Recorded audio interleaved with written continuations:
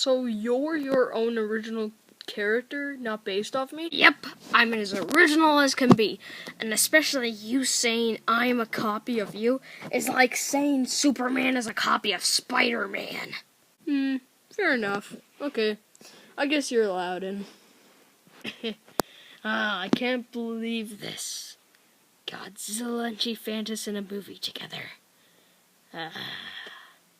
You're not going to even think about the fact that you're based off Godzilla. Why does everyone say that to me? Hello everybody, my name is Eric King, and today I'm doing another figure review off the G-Fantis monsters. Basically, kind of like I did with someone we all knew, Mecha G-Fantis. So we're basically going to have G-Fantis in, and just like for G-Fest, as I said before, I'm going to state his history right now. So all I know about it is G-Fantis was a little plain lizard who got caught in a nuclear reactor or something like that, and became huge and became the guardian of the world.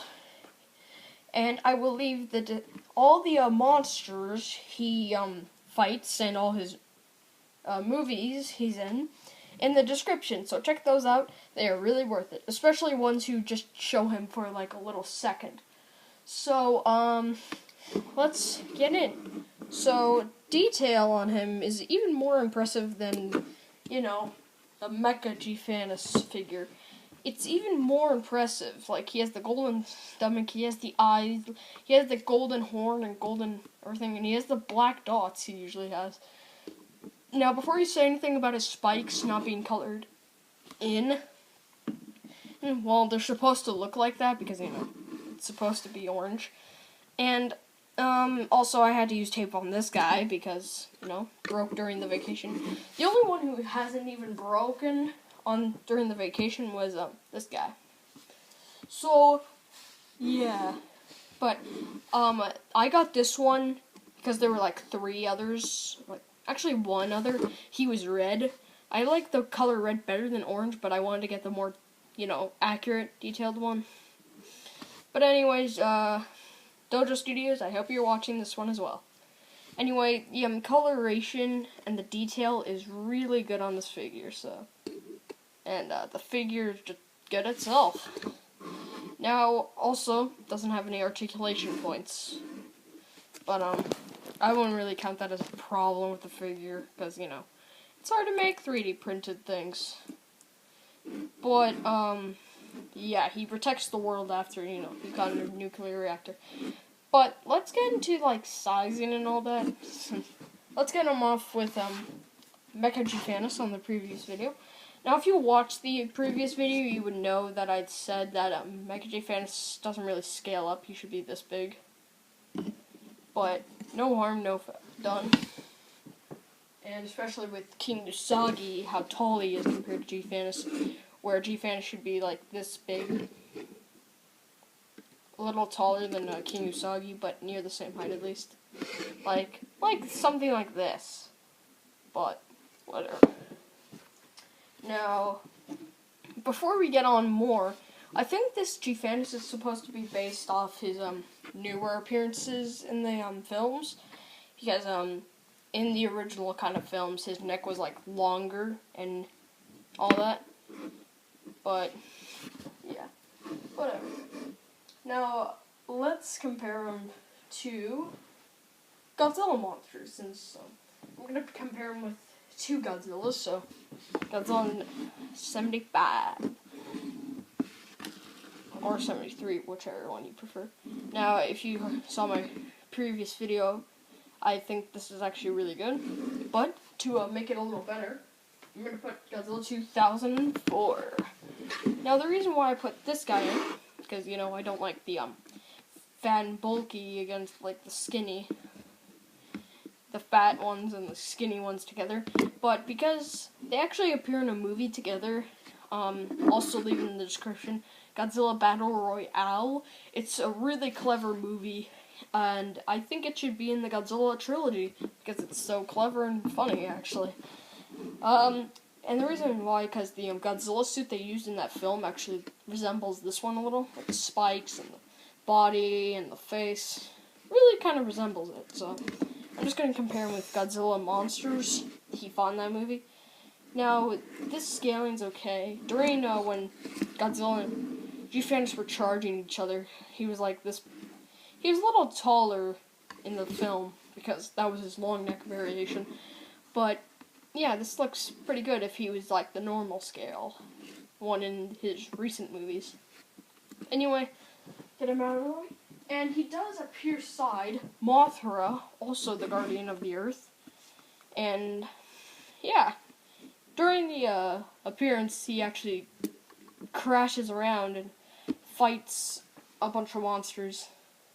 Like, he fights Godzilla's friends and allies, but he has Mothra by his side to help him out. And yeah, that's how Godzilla fought him.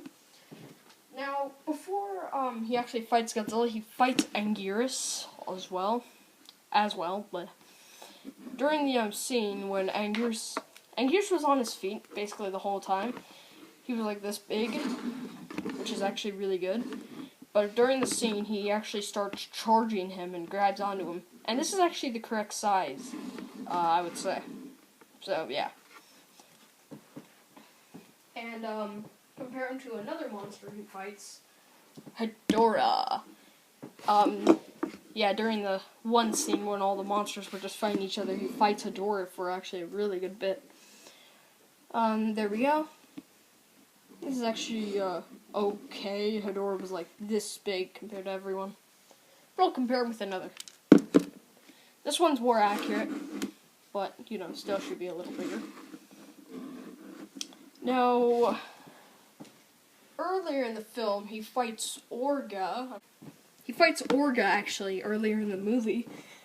And I think Orga only blasts him away, but we never really see them together. I think Orga was like this big compared to him, but it was hard to see, because he just blasts him and he leaves. So yeah. Now, he does fight a Ghidorah at the very end. Spoilers. Now, Kaiser Ghidorah is the only... He's the newest King Ghidorah I have. And the monster he fights of King Ghidorah is Queen Ghidorah. Fan-made as well. But during this is actually pretty accurate during the fight sequence. Like, they're all charging him, and he's like, she's super big, like this big compared to everyone. But this is actually pretty good. Sorry, G-Fantis, you lose. Now let's compare him to an Ultraman monster, Alien Mephiles. Now, why do I put Mephiles here in this little scene? Because, in Dojo Studios' recent G-Fantis film, and no, not the King Usagi film you guys uploaded earlier, this, G-Fantis film is where, G-Fantis is released and blah blah blah, he, gets to an island and he finds this weird alien who wants to battle him at his full potential, because, G-Fantis killed some kids by accident. And then they actually go out for, like, most of the film until he dies by another monster who obliterates him into existence. But yeah, this is actually a pretty good matchup. Compared to, Mephiles would be really big, but compared to, the monster G-Fantis fights, this is actually really good. I think G-Fantis was a little bigger. Aside that, this is actually really good. Now, before we wrap this up, I forgot more about his history than, his origin. Early on, he, fights a moth called the Thing. I do not have the, figure of it. I wish I did, but maybe I'll get it next year. Who knows? But he fights it for a while, and he gets hypnotized and, basically falls down and almost dies, until he comes back up and smashes the, oblivion of it. Kills it off with an electric pulse. And eventually goes. But then I'm pretty sure he actually reappears to fight Mecha G-Fantis alongside King Usagi, who will be in the next review. Now, King Usagi just hates Mecha G-Fantis for a bit, until G-Fantis appears, helps King Usagi, and then kills Mecha G-Fantis. Now, besides that, King Usagi never appears again until his next release, the previous one they uploaded to YouTube, and, then he goes away. But then, he actually appears in Godzilla Battle Royale as Godzilla's foe at first, but then becomes his ally to fight multiple monsters who are evil. And eventually, helps Godzilla kill, Queen Ghidorah, and, he parts ways. Now, he eventually comes back, but not with Godzilla, but he appears against, the alien. Now, the alien frees G-Fantis to run around to an island specifically, who's calling for him. And there are these little beasts who attack him at, sight. And G-Fantis kills all three. And the alien appears, telling him that, hey, you basically murdered children. How do you feel? And then G-Fantis gets really angry and fights the alien off for most of the movie. Then another monster appears. I don't know their names, but he appears, and he just, beats every little inch of G-Fantis' life. He, keeps smashing him on the ground. And the alien hates this, and he tries to stop, but, he breaks his leg and throws him. And, G-Fantis eventually, after the alien dies, G-Fantis gets back up, ready to fight more. But then, the monster and G-Fantis part ways, and the monster kills itself because of its children being dead and its mother, its wife being dead. So that's basically all of the G-Fantis movies and his entire origin.